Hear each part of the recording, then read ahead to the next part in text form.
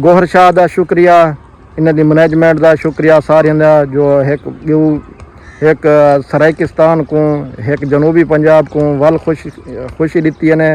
अस्सलाम वालेकुम नाजरीन, अज तो एक खुशखबरी देने हैं खास तौर के उत्ते जनूबी पंजाब सराइकिस्तान खातर खुशखबरी है, सराइकियां खातर वड्डी खुशखबरी है। एक सराइकियां दा बहु वड्डा नाम है PSL दे विच मुल्तान सुल्तान।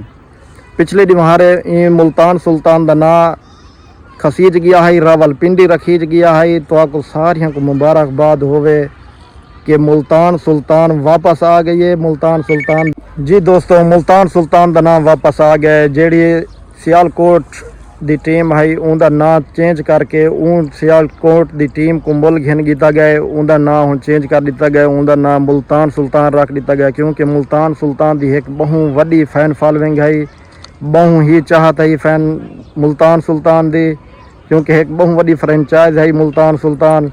ये सराइकी बेल्ट को सराइकी बेल्ट की नुमाइंदगी करेंदी है। सराइकियां खातर एक बहु वड्डा नाम है मुल्तान सुल्तान।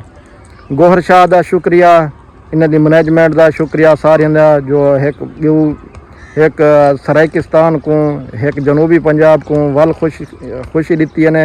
जिवें कि तुहानू पता है दोस्तों, सियालकोट 185 अरब दे विच फरोख्त थी है फ्रेंचाइज।